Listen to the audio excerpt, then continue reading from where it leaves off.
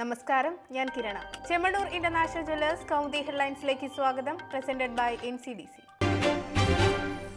തീരുമാനത്തിന് കാതോർത്ത്. തമിഴക രാഷ്ട്രീയത്തിൽ ശശികലയുടെയും പനീർശെൽവത്തിന്റെയും കരുനീക്കങ്ങൾ തുടരവെ സസ്പെൻസ് ഒളിപ്പിച്ച ഗവർണർ വിദ്യാസാഗർ റാവു. 130 MLA-മാരുടെ പിന്തുണ അവകാശപ്പെടുന്ന ശശികലയ്ക്കെതിരെ നിയമസഭയിൽ വിശ്വാസം തെളിയിക്കാമെന്ന് പനീർശെൽവം. അതിനിടെ ശശികലയെ ജനറൽ സെക്രട്ടറി ആക്കിയതിനെതിരെ തിരഞ്ഞെടുപ്പ് കമ്മീഷനിൽ വീണ്ടും പരാതി. താൽക്കാലിക സെക്രട്ടറി സ്ഥാനം എന്നത് പാർട്ടി ഭരണഘടനയിൽ ഇല്ലെന്ന് പ്രസിഡിയം ചെയർമാൻ മധുസൂദനൻ. ചട്ടലംഘനമായി നടത്തിയ തിരഞ്ഞെടുപ്പ് അസാധുവാക്കണമെന്നും ആവശ്യം.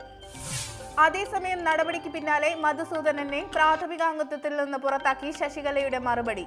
KE സെങ്കോട്ടയ്യൻ പുതിയ പ്രസിഡിയം ചെയർമാനാകും. എന്നാൽ തന്നെ പുറത്താക്കാൻ താൽക്കാലിക ജനറൽ സെക്രട്ടറിയായ ശശികലയ്ക്ക് അധികാരമില്ലെന്ന് മധുസൂദനൻ. നീളുന്ന നാടകീയത. തമിഴ്നാട്ടിൽ അധികാര വടംവലി മുറുകുന്നതിനിടെ ശശികലയ്ക്കെതിരെ മദ്രാസ് ഹൈക്കോടതി. മാറ്റിപ്പാർപ്പിച്ച MLA-മാർ എവിടെയെന്ന ചോദ്യം. ഇത് സംബന്ധിച്ച വിശദാംശങ്ങൾ ഉടൻ നൽകാൻ സർക്കാരിന് നിർദ്ദേശം. നടപടി പൊതുപ്രവർത്തകൻ ട്രാഫിക് രാമസ്വാമി നൽകിയ ഹർജിയിൽ. അതിനിടെ ശശികല മുഖ്യമന്ത്രിയായി സത്യപ്രതിജ്ഞ ചെയ്യുന്നത് തടയണമെന്നാവശ്യപ്പെട്ടുള്ള ഹർജി പരിഗണിക്കാൻ വിസമ്മതിച്ച് സുപ്രീം കോടതി. നിലപാട് ശശികലയെ മുഖ്യമന്ത്രിയാക്കാൻ തീരുമാനിച്ചിട്ടില്ലെന്നും അതിനാൽ ഹർജിക്ക് അടിയന്തര പ്രാധാന്യം ഇല്ലെന്നും ചൂണ്ടിക്കാട്ടി. സ്ഥിതിഗതികൾ സങ്കീർണമാകുന്നതിനിടെ DGP-യുമായി ഗവർണറുടെ അടിയന്തര കൂടിക്കാഴ്ച.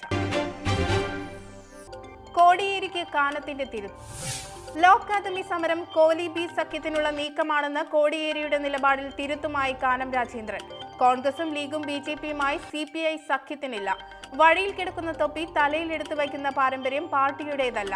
അക്കാദമിയിൽ സമരം നടത്തിയത് AISF എന്നും CPI സംസ്ഥാന സെക്രട്ടറി. ലോ അക്കാദമി സമരത്തിൽ കോൺഗ്രസിനെയും BJP-യെയും വിമർശിച്ചും CPI-യെ ഇടതുപക്ഷ പ്രാധാന്യം ഓർമ്മിപ്പിച്ചും കോടിയേരി ലേഖനമെഴുതിയത് പാർട്ടി മുഖപത്രത്തിൽ. LDF-നെ അസ്ഥിരപ്പെടുത്താൻ BJP-യും UDF-ഉം ശ്രമിക്കുന്നു. ഇന്നത്തെ സാഹചര്യത്തിൽ ഇടതു സർക്കാർ ഇന്ത്യക്ക് മാതൃകയാണെന്നും CPM സംസ്ഥാന സെക്രട്ടറി. പുരസ്കാരത്തിന്റെ ചിറകിൽ. മധ്യ തിരുവിതാംകൂറിൽ പുതിയ ജനകീയ എയർപോർട്ട് പദ്ധതി ആവിഷ്കരിച്ച പ്രമുഖ സാമൂഹിക പ്രവർത്തകൻ രാജീവ് ജോസഫിന് മറുനാടൻ മലയാളി പുരസ്കാരം. കേരള സഹൃദയവേദിയുടെ പുരസ്കാരം തിരുവനന്തപുരത്ത് നടന്ന ചടങ്ങിൽ സ്പീക്കർ P. ശ്രീരാമകൃഷ്ണൻ സമ്മാനിച്ചു. പ്രവാസി മലയാളികളുടെ നേതൃത്വത്തിൽ പ്രദേശവാസികളുടെ സഹകരണത്തോടെയാണ് പുതിയ വിമാനത്താവളം യാഥാർത്ഥ്യമാക്കുക. രാജീവ് ജോസഫിന്റെ നേതൃത്വത്തിൽ പത്തനംതിട്ട കേന്ദ്രമാക്കി പുതിയ എയർപോർട്ട് പദ്ധതി ഒരുങ്ങുന്നത് Indo Heritage International Aeropolis Private ലിമിറ്റഡിനു കീഴിൽ.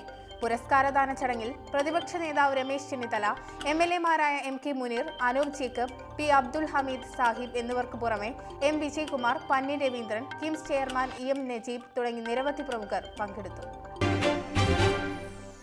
ഇനി ഇന്നത്തെ സ്വർണം വെള്ളി നിരക്കുകൾ.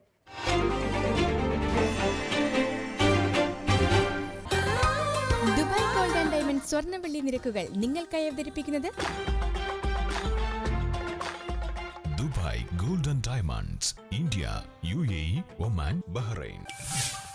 സ്വർണം ഗ്രാമിന് 2750 രൂപ, പവൻ 22,000 രൂപ, വെള്ളി ഗ്രാമിന് 45 രൂപ. ദുബായ് ഗോൾഡ് ആൻഡ് ഡയമണ്ട് സ്വർണ്ണ വെള്ളി നിരക്കുകൾ നിങ്ങൾക്കായി അവതരിപ്പിച്ചത് Dubai gold and diamonds, India, UAE, Oman, Bahrain. Chemmanur international jewellers Kaumudi headlines presented by NCDC സമാപിക്കുന്നു. പുതിയ വാർത്തകൾ ഇനി വൈകിട്ട് 5:30. നമസ്കാരം.